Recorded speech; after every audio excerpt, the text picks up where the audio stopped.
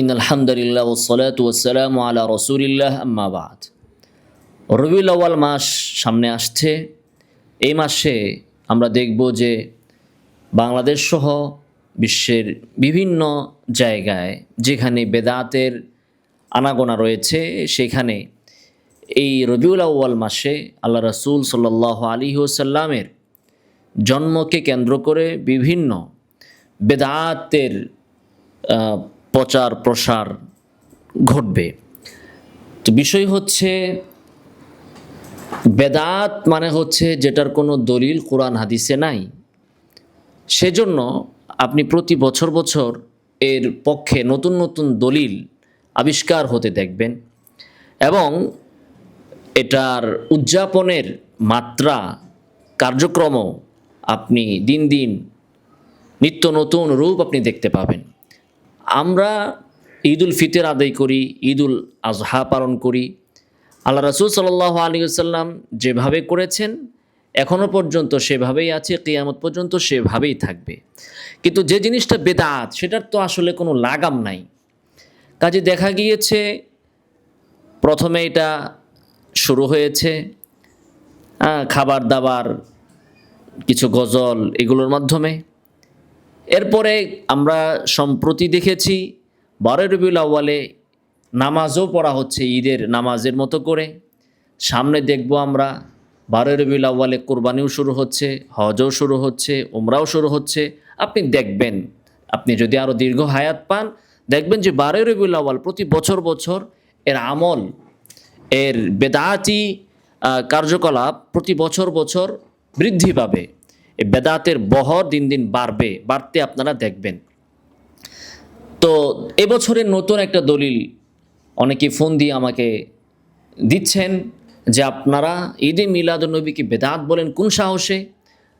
উম্মে আইমান রাসূল সাল্লাল্লাহু আলাইহি সাল্লামের পেশাব খেয়েছেন, তো তারা যদি পেশাব খেতে পারেন, তাহলে আমরা রবিউল আউয়াল মাসে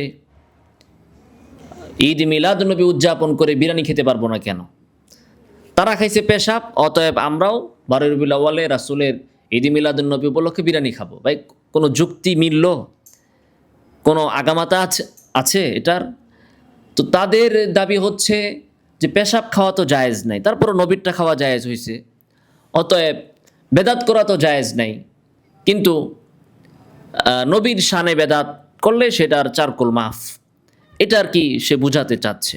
তো প্রথম কথা হচ্ছে, এরা জানেও না উম্মে আইমানের এই হাদিসটা দাইফ, এর মধ্যে একজন দাইফ রাউই আছেন এবং মাঝখানে ইনকিতাও আছে। দ্বিতীয়ত, উম্মে আইমান এখানে আল্লাহ রাসূল সাল্লাল্লাহু আলাইহি ওয়াসাল্লামের পেশাব খেয়েছেন, এটা ইচ্ছাকৃত না।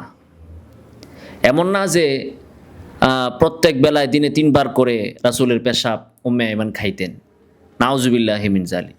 যদি আল্লাহ রাসূল সাল্লাল্লাহু আলাইহি ওয়াসাল্লামের পেশাব খাওয়ার ভিতরে কোনো ফজিলত থাকতো, তাহলে তো সর্বপ্রথম আবু বকর খাইতেন, 5 ওয়াক্ত নামাজে 5 বার খাইতেন, উমর খাইতেন, উসমান খাইতেন, আলী খাইতেন, রিদওয়ানুল্লাহি তাআলা আলাইহিম আজমাইন। এদের কমন সেন্সেও নাই।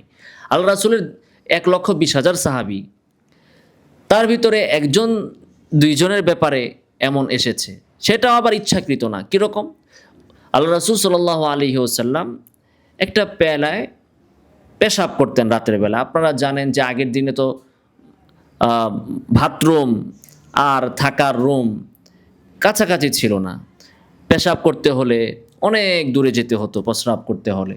তো সেই জন্য গ্রামীণ যে সিস্টেম আমরাও দেখেছি, আর এটা 1400 বছর আগে তো আরও স্বাভাবিক বিষয়। রাতের বেলায় মানুষ ঘর থেকে বের হবে, সেখানে অনেক অনিষ্টতার আশঙ্কা রয়েছে, অন্ধকারের বিষয় রয়েছে। বর্তমানের মতো তো লাইট ছিল না। ফলে বর্তমান আমরা যেমনটা ভাবি, বাসার ভেতরেই আবার এখানে টয়লেট আছে, আবার লাইট আছে, সবই আছে। আগে তো এমন ছিল না। ফলে প্রস্রাব করার জন্য একটা পাত্র ছিল, যেটা ঘরের বাহিরে রাখা হতো। প্রস্রাব ধরলে সেই পাত্রে আল্লাহ রাসূল সাল্লাল্লাহু আলাইহি ওয়াসাল্লাম প্রস্রাব করতেন।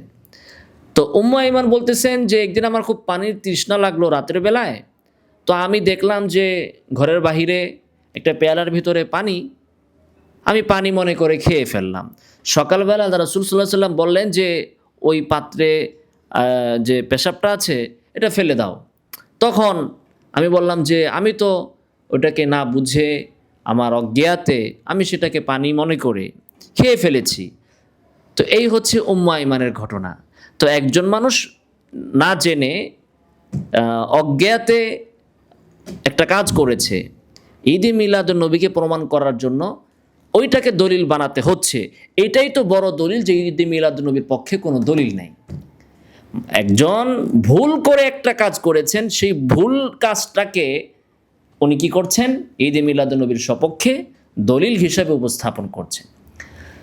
এরপরের কথা হচ্ছে যে আপনি এই হাদিস থেকে আহকাম বের করার কে? আপনি অমুক তমুক তমুক, আপনার এই ক্ষমতা কে দিছে? লজ্জা লাগে না? একদিকে এরা দাবি করে আমরা হানাফি মাযহাবের লোক, তো বেটা তুমি মাযহাব মানো, তুমি মুকাল্লিদ, তুমি আবার এত বড় মুজতাহিদ সেজে বিভিন্ন হাদিসের কোনাকানি থেকে বুঝো না পারো না, তারপরও ভুলভাল দলিল তুমি বের করে নিয়ে আসো। এই অধিকার, এই ক্ষমতায় অথরিটি তোমাকে কে দিয়েছে? পৃথিবীতে কোনো সাহাবি, কোনো তাবিআই, কোনো সালাফ, চার মাযহাবের ইমাম, তাদের পরের ইমাম, তাদের পরের ইমাম, তাদের পরের ইমাম, কেউ কি এই উম্মে আইমানের এই প্রস্রাব খাওয়ার হাদিস থেকে ঈদে মিলাদুন নবীর পক্ষে দলিল দিয়েছেন? অথবা উম্মে আইমানের এই ঘটনার পর অন্যান্য সাহাবীরাও সিরিয়াল ধরে রাসূলের প্রস্রাব খেয়েছেন? নাউজুবিল্লাহি মিন যালিক। তো এই হাদিস থেকে ঈদে মিলাদুন নবী উদযাপন করা, সেই দিন বিরিয়ানি খাওয়া, এগুলো কোত্থেকে বের হয়? বেশি থেকে বেশি আপনারা একটা কাজ করতে পারেন, ওই যে আওলাদে রাসূল লেবেল দিয়ে কিছু লোককে, ভণ্ডদেরকে আপনারা ধরে নিয়ে আসেন না, কি জানি তাহিরি ফাহিরি, পাকিস্তান থেকে ধরে নিয়ে আসেন। তো আপনারা ঈদে মিলাদুন নবী না করে 12 রবিউল আউয়াল তাদের প্রস্রাব বোতল দিয়ে নিয়ে নিয়ে আপনারা খাবেন। উম্মে আইমানের হাদিস যদি আপনি ফিট করতে চান, তাহলে তো এটার উপর এটারে কিয়াস করা যায় যে উম্মে আইমান নবীর পেশাব খাইছে, তা আপনারা এখন আপনাদের আওলাদ রাসূলের পেশাব খান। এটা না হয় মিলে। উম্মে আইমান নবীর পেশাব খাইছে আর আপনারা বিরিয়ানি খাইবেন, এটার সাথে এটার কি মিল আছে? এটা তো আমার বুঝে আসলো না। তো আপনারা এই 2026 সাল থেকে এটা শুরু করেন, ঈদে মিলাদুন নবী উপলক্ষে সরসিনার মুরিদরা সরসিনার পীরের পেশাব খান, ফুল ফোরা, ফুলতলি, তারপরে আটরশি, মাইজবান্ডারি, এরপরে কি আরও কি আছে, সোনাকান্দা, হ্যাঁ, আপনারা সবাই আপনাদের পীর সাহেবদের পেশাব খান সেদিন, যেহেতু উম্মে আইমানের এই হাদিস দিয়ে আপনারা দলিল দিচ্ছেন। নাউজুবিল্লাহি মিন যালিক। আর এরা কিন্তু এটা করে, এরা কি করে দেখেন না, ওদের পীররে গোসল করায়া, ও গোসলের যে পানি বের হয় শরীরের সমস্ত অঙ্গ স্পর্শ করার পর যে পানি বের হয়, ওই পানি এরা খায়। শুধু নিজেই খায় না, বউরেও খাওয়ায়, মহিলাদেরকে খাওয়ায়, যেন বাচ্চা হয়। তো আগে উম্মে আইমানের ওই হাদিসের উপর কিন্তু এরা আগে থেকে আমল করতেছে। বহরহাল ঈদে মিলাদুন নবী একটা জঘন্য নিকৃষ্ট বেদাত।